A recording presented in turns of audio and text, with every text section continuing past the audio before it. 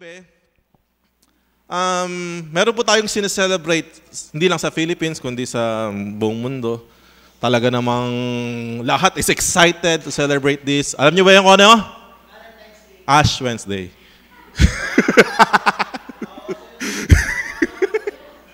Lent. This is the season of Lent. Okay? Valentine's Day ba? Sabay pala, no? Akala ko kasi Ash Wednesday lang. Purihin ang Panginoon Diyos. Purihin ang Panginoon Diyos. I'm so blessed to see every one of you here. Na pinili po natin to celebrate this day of love. Na kasama natin yung talagang umibig sa atin ng gustong-gusto na wagas. Hallelujah. Sabi nga bilang pagiging mga hari natin, we have the decision nasa atin. Nasa atin ang desisyon kung anong pipiliin natin. Pwede tayong pumili na magde-date ako this day. Kahit wala akong jowa. Kahit wala akong i-date, I will choose to date kahit sino. Lalabas ako doon. I will date myself. May ganun, tama? Love yourself. Pero purihin ang Panginoon Diyos dahil pinipili po natin na makadate yung talagang totoong nagmahal sa atin ng wagas. And this night, di na rin po tayo lalabas sa pinagdiriwang natin. Tama yun. There's nothing wrong about celebrating love. No? Na-label lang kasi na Valentine's is pagan, kasi ganyan-ganyan. But the essence of Valentine's is not Valentine's. The essence of Valentine's is love. Hallelujah. And there's nothing wrong to celebrate that. So, ang title po natin ngayong gabi, ang dakilang pag-ibig sa kaharian ng Diyos. I love it.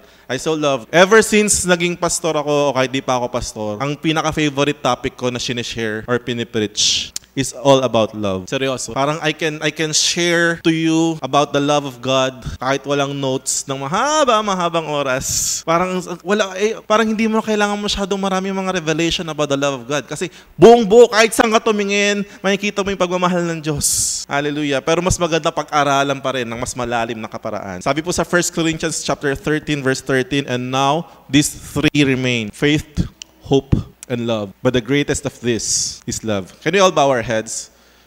Father God in heaven, Lord, we acknowledge your holy presence right in the midst of us. God, ramdam na ramdam namin ang pagyakap ng iyong pag-ibig sa bawat isa. Marami pong salamat, Lord, as we celebrate this day about love. Lord, kayo madakila kasi kayo ang author ng pag-ibig.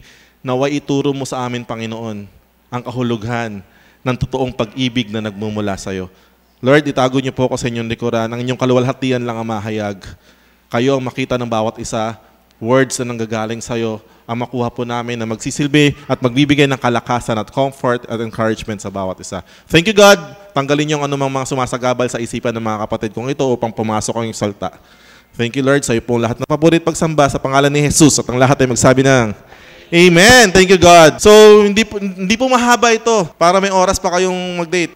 Maikli lang po. So, 3 puntos lang. 1, 2, 3, tapos na. Di ba? Number 1, God is love. Do you believe that God is love? Sabi ko nga, alam niyo mga kapatid ko, walang tao na hindi marunong umibig. Kahit yung pinakasigang tao, meron at meron siyang minamahal at iniibig. Tama, mali? Meron. It's either tao, kapatid, kapamilya, asawa, jowa, or minamahal niya yung kayamanan niya, yung pera niya, sarili. Meron. Imposible may taong walang pag-ibig. So lahat po tayo may pag-ibig. At ang pag-ibig or love, hindi po yan basta na lang sumulpot sa lupa, sa earth, nagkaroon ng essence, which is what we call love. Hindi po ganun yun. Because the author of love is God Himself. Sabi po sa Genesis chapter 1 verse 26, we were created in the what? In the image and likeness of God. And this likeness of God is love. We were created in the love of God. Kaya kahit wala, kahit ayaw mo o sa hindi, habang tumatanda ka, natututunan mo magmahal. Especially pag ikaw ay busog sa pagmamahal ng mga magulang mo, lumalaki ka talagang mapagmahal din. Tama? Sabi ko nga, I remember Pablo. I'm so blessed sa batang yun. Di ba na-share ko na sa inyo na ayaw niyang natatalo? Every time na natatalo siya sa game, sa school, umiiyak siya. Kasi competitive Pero lagi ko sinasabi sa kanya, anak, it's okay to lose as long as you are learning. So, kailangan mo lang gawin to do better so para next time, mananalo ka. But it's okay to lose, anak. Alam mo, nung Sunday, talo kami sa basketball. Talo talaga. Basag pa yung uso ko, yung ilong ko. Tapos, ang sakit ng ano ko. So, pag uwi ko talaga sa bahay, talagang hindi ako makangiti talaga dahil sakit eh. Tapos, talo pa. Tinambakan ba naman kami ng gusto eh. E di eto na. Pagpasok ko sa bahay, pag-upo ko doon, magubad ako ng sapatos. Si Pablo excited. Daddy, did you win? We actually lost. Ganyan. Alam mo, super na-touch yung puso ko kasi lumapit siya sa akin, ninakbayan akong ganun. It's okay to lose, Daddy. Alam, na-touch ako dun sa pagmamahal eh. Kasi it's okay to lose. Baka naman anak linggo-linggo. It's okay to lose.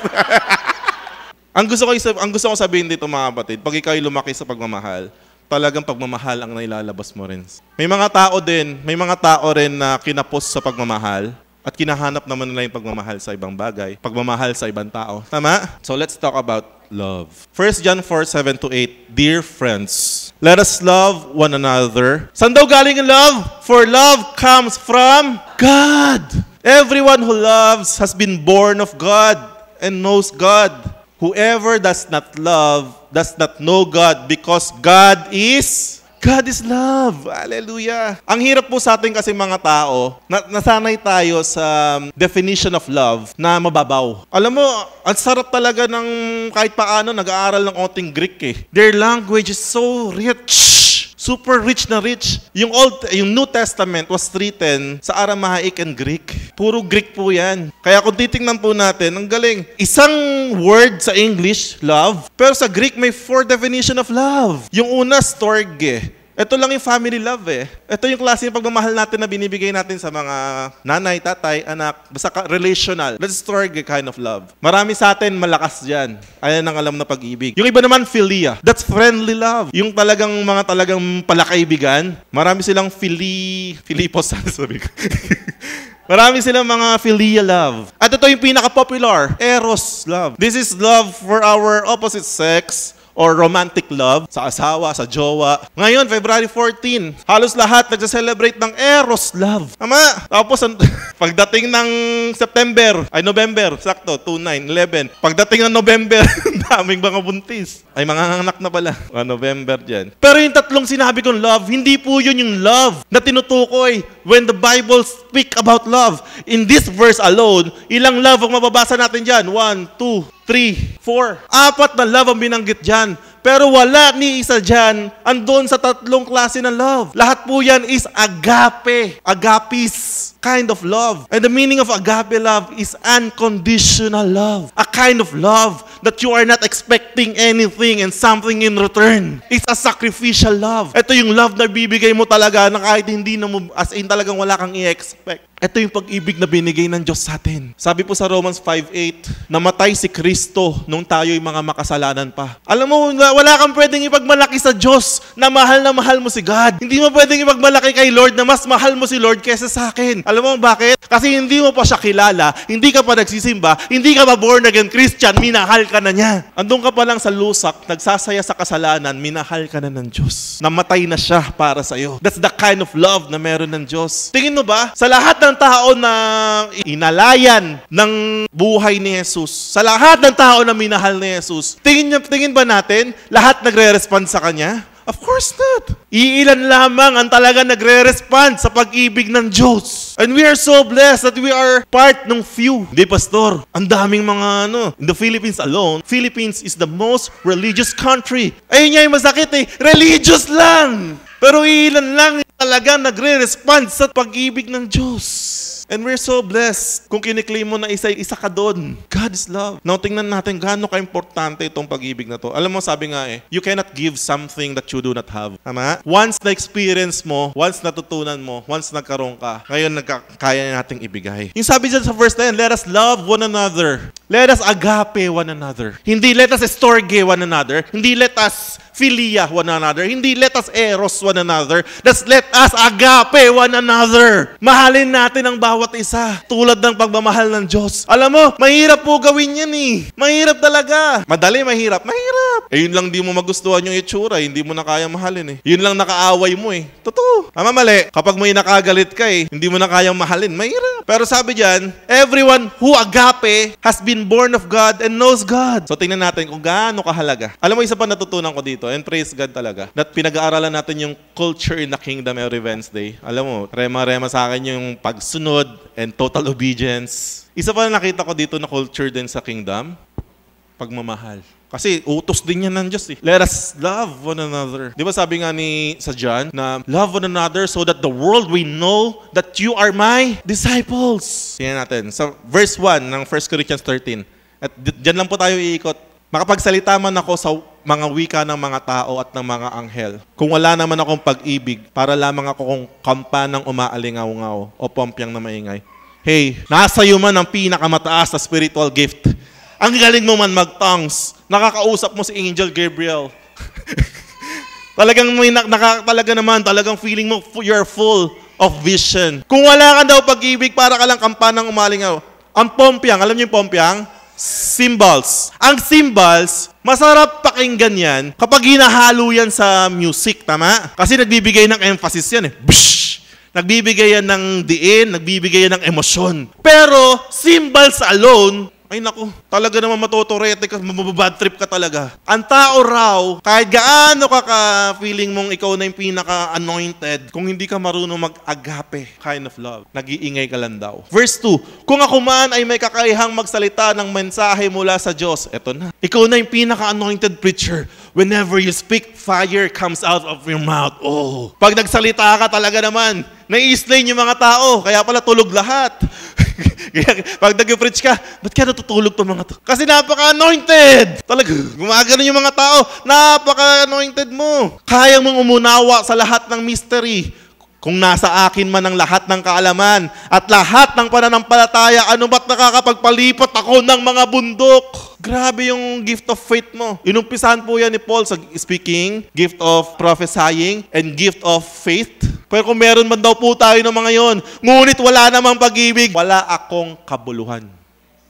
We amount to nothing. At kung ipamigay ko man ang lahat ng aking mga ari-arian at ialay ang aking katawan upang sunugin, ngunit wala naman akong pag-ibig, wala rin akong mapapala. Yung mga 5 ministry na yan na binanggit na una, wagas na mga ano yan, mga wagas na sangkap talaga na kailangan natin yan. Pero sabi, mabuti nang wala ka nun pero may pag-ibig ka. Kaysa meron ka nun at wala kang pag-ibig, you amount to nothing. Sabi sa verse 9 and 10 ng 1 John, inihayag ng Diyos ang kanyang pag-ibig sa atin nang isugo niya sa mundo ang kanyang kaisa-isang anak upang magkaroon tayo ng buhay sa pamamagitan niya. Ito ang pag-ibig. Hey, this is love. Hindi sa inibig natin ng Diyos. Sabi ko nga, hindi mo pwedeng ipagmalaki yung pag-ibig mo kay Lord. Hey, sino pwede magmalaki dito na mahal niya si Lord? Wala! Pwede ngayon kasi mainit ka. Isang araw, gigising kang bad trip. Isang araw, gigising kang masama loob. Isang araw, talagang bagsak. We have our moments. We have our seasons. Meron tayo mga season ng highs and lows. Tayo mga tao, ganun. Depende sa mood, depende sa gising ang pagmamahal. Hindi sa inibig natin ng Diyos, kundi tayo ang inibig niya. This is not about our love to Him. This is about His love for us. Why? Kasi yung love natin nagpa-fluctuate. Ang love ni God, never. His love never fails. Never gives up. Isinugo niya ang kanyang anak upang maging handog para mapatawad ng ating mga kasalanan. That is agape love. Sabi ko nga, tayo, kaya natin mag-sacrifice para sa taong mahal natin. I catch a grenade. Di ba? Pag mahal mo, talaga naman. Jump in front of the train. Talaga naman. Pero sa kanta lang yun. Sa totoong buhay, ay nako, baka man nauna ka pang iniwan yung mahal mo. O, sabihin natin totoo na kaya mo sumalo ng bala para sa mahal mo. Eto ang tanong, kaya mo bang sumalo ng bala para sa hindi mo kakilala? Hindi. O, ito pa mas malala. Kaya ko bang sumalo ng bala sa hindi mo lang kilala pero masamang tao? Of course not. Di ba tayo nga tuwan-tuwa kapag nakakita tayo ng video sa Facebook na hold-upper, ng hold-up, tapos instant karma. May baril pala, pinagbabaril. Di ba tuwan-tuwa tayo? Ang tanong, kaya ko bang sumalo ng bala para doon? Of course not. But this Jesus Christ, this Father God na meron tayo, He died for people like us. Naniwalang pakialam sa Kanya. Lalo nung hindi pa natin siya kilala. Wala naman tayong sense of pag nakagawa ng masama, punta impyerno. Wala naman tayong ganun dati, tama? Basta tayo, gawa lang tayo ng gawa ng kasalanan. Eto na, born again Christian na nga tayo eh. Paminsan-minsan, wala pa rin tayong paki. And yet, this Jesus Christ died without expecting these people na mahalin din siya pabalik. Do you know the feeling na mahal mo yung isang tao? Super mahal na mahal. Do you know this kind of feeling na mahal mo, na kaya mong gawin ang lahat para sa kanya, pero hindi ka pinapansin? Do you know that kind of feeling na talagang kahit anong pagpapansin mo, hindi ka pinapansin, pero mahal na mahal mo? Tama? That's agape. Ginagawa mo pa rin ng maganda, ginagawa mo pa rin ng mabuti kasi mahal mo. Kahit alam mo na hindi naman niya ibabalik sa'yo. Ayan ang pagmamahal. Agape kind of love is a love that hindi ka na nag-expect. You're giving this. Sabi nila, ang love must be nagre-reciprocate. Diba, ganun yung pag-love sa world eh. Pero ang love ng God, agape, one way. Kung babalik yun sa Kanya. Ito naman, do you know this feeling? Na yung mahal na mahal mo na di ka pinapansin, tapos isang araw pinansin ka. Ewan ko sa inyo yung simula kinder, simula kinder, nagpapapansin ka na. Gumraduate ka na ng elementary, nagpapapansin ka pa rin. Gumraduate na kayo ng high school at junior high school at senior high school, hindi ka pa rin pinapansin. Pero pagdating yun ng college, bigla nag-message sa'yo. I don't know about you if you know that kind of feeling. Kung anong biglang busilak ng puso na, yung parang hindi ka makahinga. Ito yung pag-ibig na para kang tumakbo ng 3 ulit sa full court. Talaga namang may adrenaline. Yan. Alam mo, kaya nga God, sabi niya, He dwells in the praises of His people. Alam mo bakit? Kasi mahal na mahal tayo ng God. Every time we respond unto Him in a little way, talaga naman God is talaga na-edify. He dwells.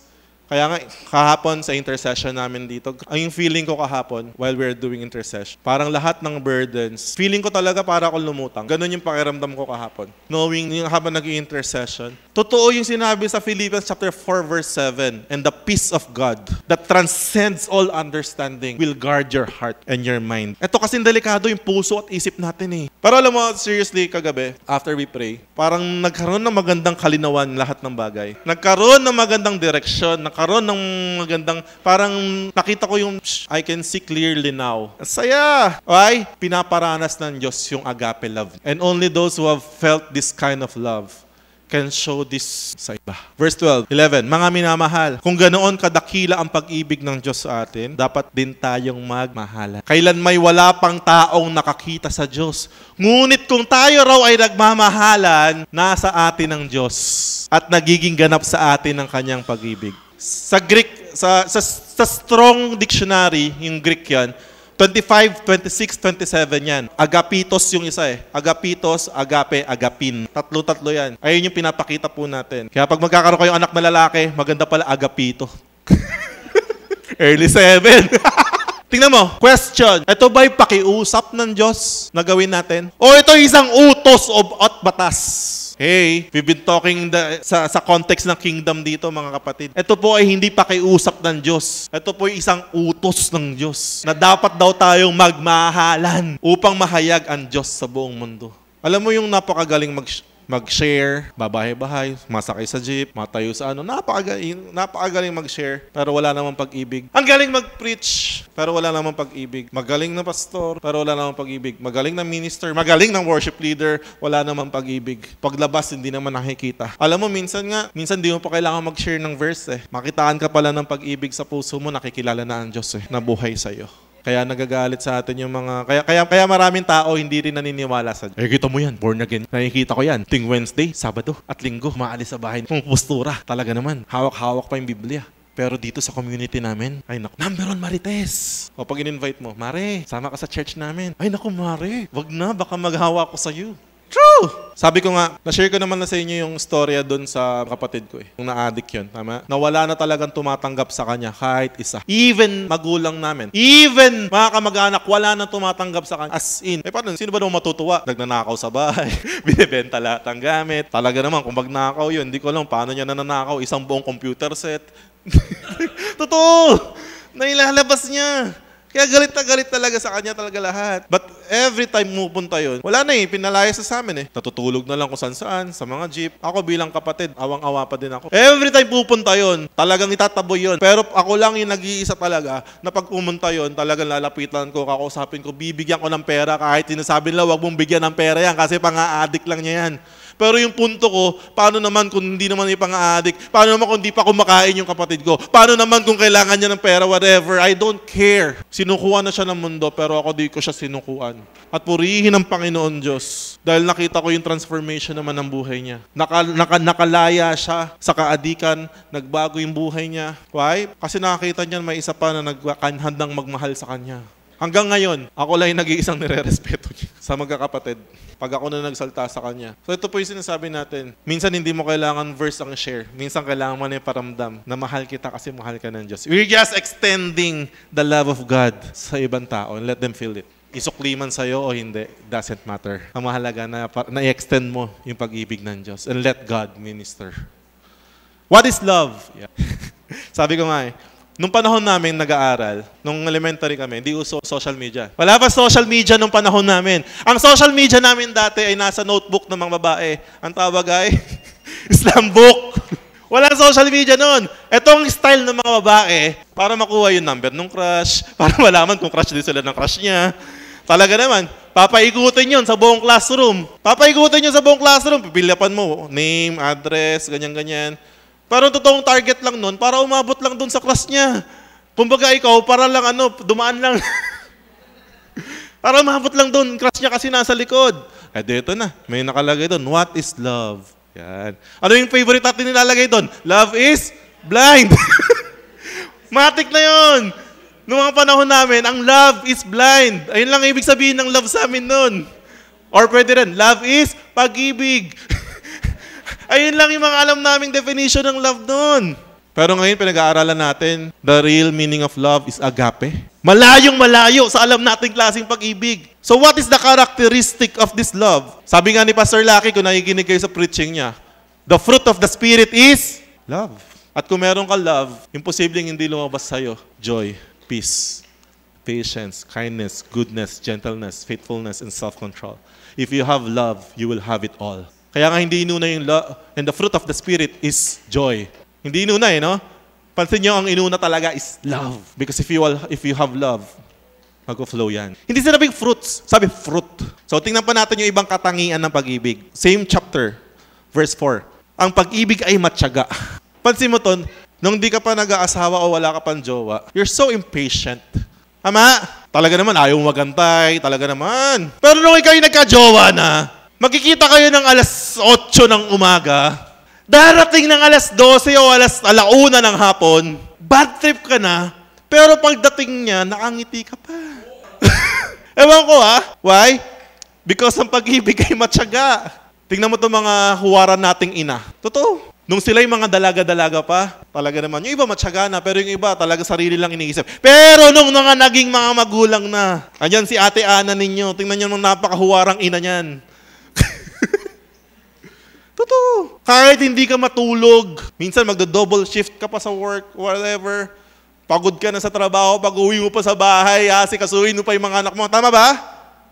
Because love ay matyaga. Pag hindi yan matyaga, hindi love yan. I can say that kasi hindi ako nagsasabi niyan. Bible nagsabi niyan. Ang pag-ibig ay matyaga. Hindi mataga, matyaga. At magandang loob. Hindi mainggitin. I-correct natin yung mga sarili natin. Kung ikaw ay mainggitin pa, hindi po galing sa pagmamahal yan. Ama? Hindi mainggitin. Hindi mayabang. Hindi mapagmataas man. This is agape. Hello. Ibang eros. Ibang philia. Iba ang storge. Kapag eros lang yan, ang pag-ibig ng eros, hanggat mapiplease mo. Ama? Hanggat kaya mong ma-please. Hanggat nasa-satisfy mo. That's eros. Mayayabang. Tama? Wala talagang pogi tayo Hindi natin maiwasan yan. Pang-ilan na yan? Panlima. Pero alam nila lahat yun. That's eros. Tama? Proud ka pa. Hindi magaspang ang pag-uugali. Hello? May these words i-correct yung mga puso natin sa totoong definition ng love. Agape kind of love, hindi rin magaspang ang pag-uugali. Hindi selfish, hindi makasarili. Hindi rin magagalitin. Hallelujah! Alam mo, praise God talaga. Praise God talaga. Sabi ko nga kanina, God will really put us into a situation wherein those qualities ay lalabas at lalabas sa'yo. Talagang mapupunta ka sa isang sitwasyon kung saan talaga ituturo ng God ang definition ng agape love sa'yo. Totoo. O mapagtanim ng sama ng loob sa kapwa. Sino rito yung na-offend ng mga 10 years na di pa rin makalimutan? Ito, may ganun tao eh. I can forgive, but I can never forget. Talaga nagtatanim. Ako, praise God sa akin, hindi ko po pinagyayabang. Sabi ko nga, hindi naman parang this is something that I'm not so proud of. Kasi nung naging Christian ako, siguro kasi naluto ng bisyo yung utak ko. Kasi nung nag-aaral ako, napaka-sharp po ng memory ko eh. As in, super sharp. Hindi ako nagda-notes, ganyan. Sharp. Dahil sa bisyo siguro. Kakabisyo ko dati. Naging hindi na sharp. Ang bilis ko na pong makalimot. Super bilis. Short-term memory, Ang bilis ko pa makalimot. Sabi mo yung pangalan mo sa akin ngayon. Siguro mga 5 kita pa tayo. 5 tanungan pa yan. Bago ko maalala.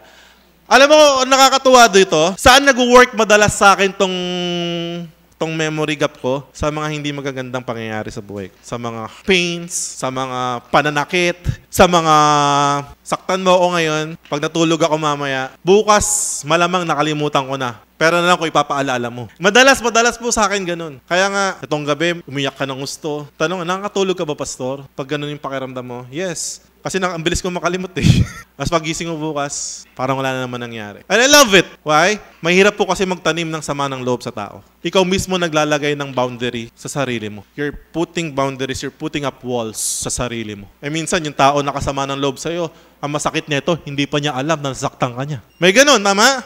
Para ikaw talaga naman, gigil na gigil ka na sa kanya. Ayaw mo na siyang makita. Eh siya wala namang alam. Alam mo yun yung style tanga ba? Nasaktan ka na pala niya ng gusto.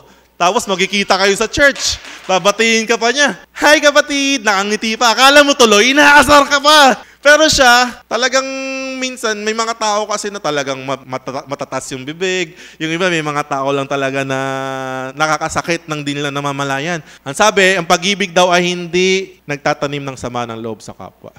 Ang pinakamaganda rito, kung talaga nasaktan ka, right there and then, kausapin mo yung tao. Tama? Tapusin agad. Sabi sa Bible, huwag hayaan na lumubog ang araw na hindi nyo nasisettle yung matter. Pag-usapan nyo mabuti. Para walang samaan ng loob. Ngayon, kung patawarin ka, praise God. Kung hindi ka patawarin, at least ikaw napalaya mo yung sarili mo. Tama? Eh kung siya, masama pa rin ang loob sa'yo, at least ikaw, malaya ka na. Kaya mo lumabas, makipagtinginan ng eye to eye sa lahat ng tao, ay? Ikaw mismo, okay ka na. Hallelujah.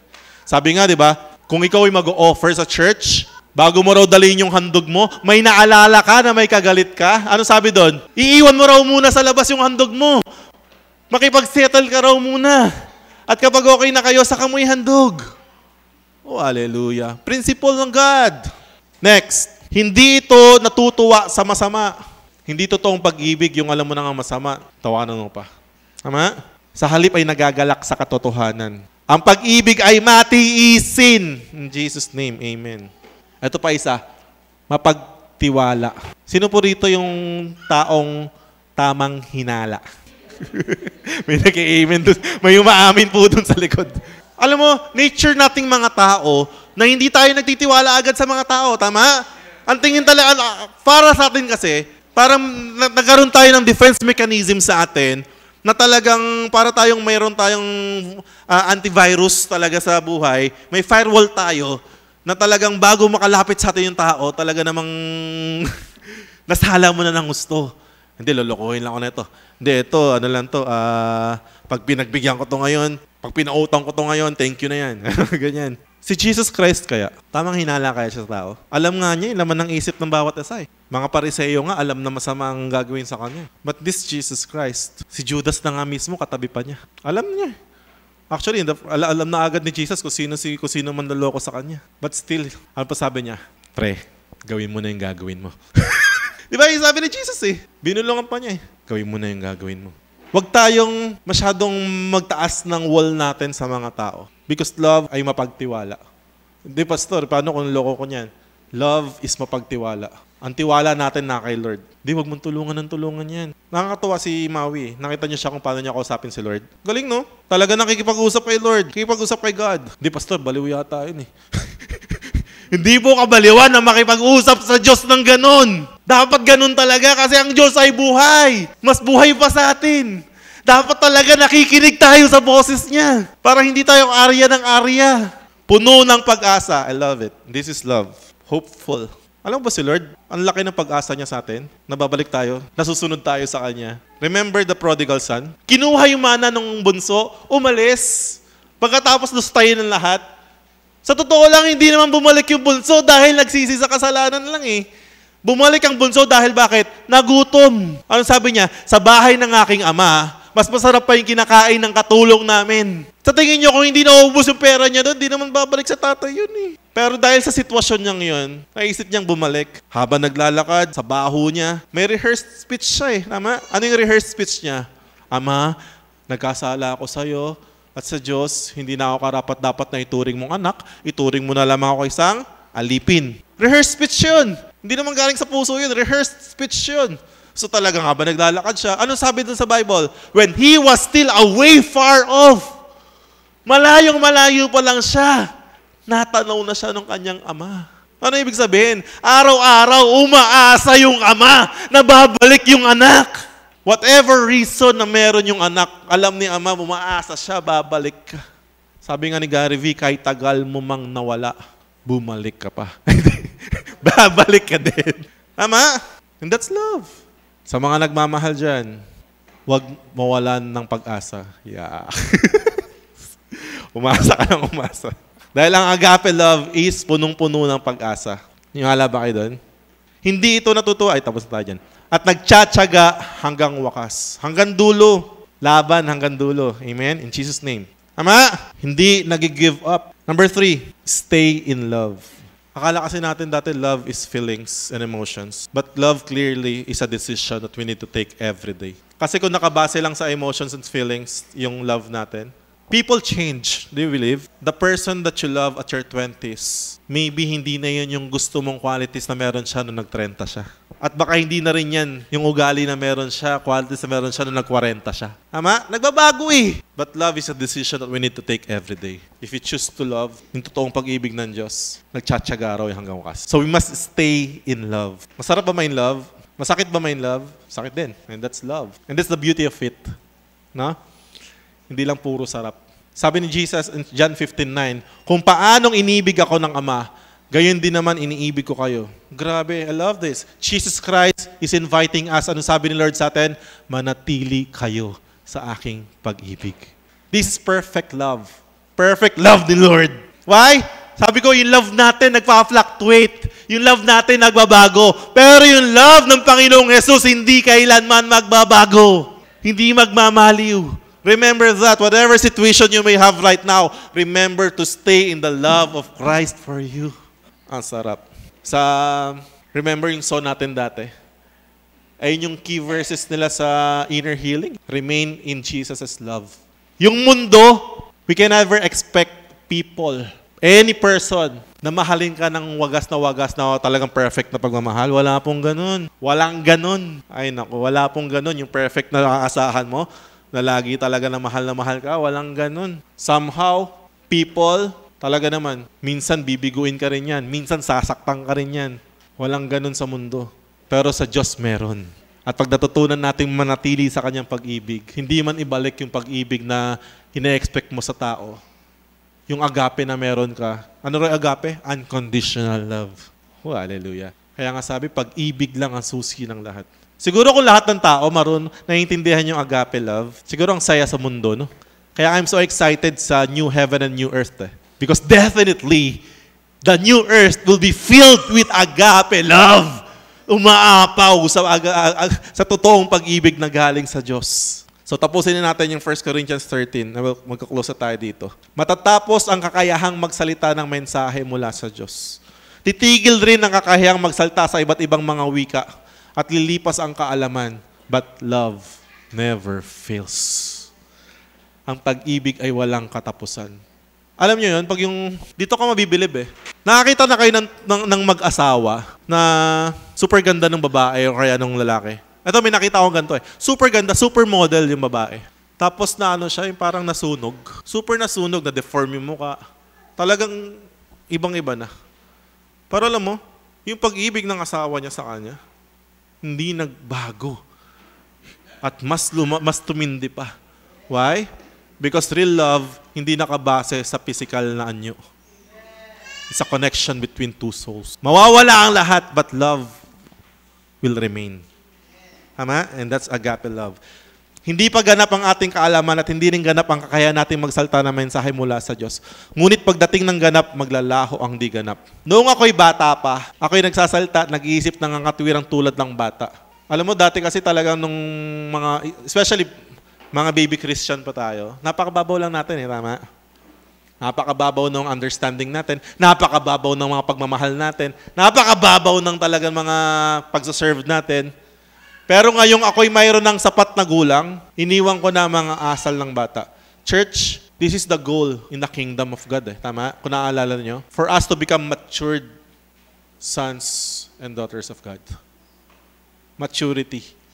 At walang matured na hindi marunong ng agape love of God. It's impossible for a Christian na maging matured na walang agape. No. So lahat tayo kung gusto natin mag-mature talaga, sa Panginoon, we should learn the agape kind of love of God. Yung talagang all out without return, without receiving anything. Praise God na lang kung may makuha ka. Praise God. Thank you, Lord. To God be the glory. Sa kasalukuyan, ng ating nakikita ay tila malabong larawan sa salamin. I love that verse. May mga inaasahan tayo, mga faith pinagdadasal, na parang malabo. Kagabi, pinag-pray namin sa intercession. I love it. Ang leading sa amin, pag-pray namin mga imposible. Ay, hallelujah. Sabi niya sa verse na yan, parang malabong larawan sa salamin. Subalit darating ang araw na ang lahat ay makikita natin ng harapan. Hallelujah! In Jesus' name! Bahagya lamang ang nalalaman ko ngayon. Ngunit darating ang araw na malulubos ang kaalamang ito. Tulad ng lubos na pagkakakilala niya. I love it. May this word mapunta sa puso natin for us na mag-fuel to keep moving forward, to keep going on, to keep hoping. Kasi isang araw talaga. Tinestimony yun sa inyo, diba? Alam niyo, di mo alam yung buhay na binubuhay mo ngayon, somehow pinag-pray mo yan dati. Thank you, Lord. And last verse, samantala nananatili ang tatlong ito. Ang pananampalataya, pag-asa, at pag-ibig. Tatlong P. P. Pananampalataya, pag-asa, at pag-ibig. Ngunit ang pinakadakila sa mga ito ay ang pag-ibig. Church, in this day that we celebrate love, naway i-divert natin ng onte sa real love. This is real love. Not the love for our opposite sex, andyan na yan. Not the love, hindi lang basta yung pag-ibig sa mga mahal natin sa buhay, pero yung totoong pag-ibig ng Diyos, mag-umapaw nawa sa atin, maramdaman ng maraming tao, malaman nila na may totoong Diyos. This is the love na nagpapakilala sa Diyos. Ang eros love, hindi nagpapakilala sa Diyos yan. Tama? Papakilala lang sa sarili mo. Ang storge love, natural yan, pamilya mo yan. Philia love, best friend lang yan. But agape love, this is the kind of love na pag nakita sa'yo, nakikita ang Diyos. Hallelujah. Let's pray. Father God in heaven, Lord, we thank you, God. As we, sa pinag-aralan namin tungkol sa iyong pag-ibig, O Diyos, ninadalangin ko na patuloy namin ito, Panginoon, na maranasan nagmumula sa iyo upang maipamuhay namin, Lord, at ma-share din naman sa mga tao na nasa paligid namin. Marami pong salamat. I pray, O Lord, that this love, that we may be rooted and established in your love. Makilala pa namin ang lubusan, O God. Marami pong salamat. Fill each and every one with your agape kind of love sa mga sandaling ito. Nawa sa amin po magmula na makita ng bawat isa sa buong mundo na mga kasalamuhan namin na may Diyos na buhay na nagmamahal sa amin at nagmamahal din sa bawat isa sa mundong ito. Marami pong salamat, O Diyos. Sa iyo po ang papurit pagsamba. Sa pangalan ni Jesus at ang lahat ay magsabi ng Amen. To God be the glory po.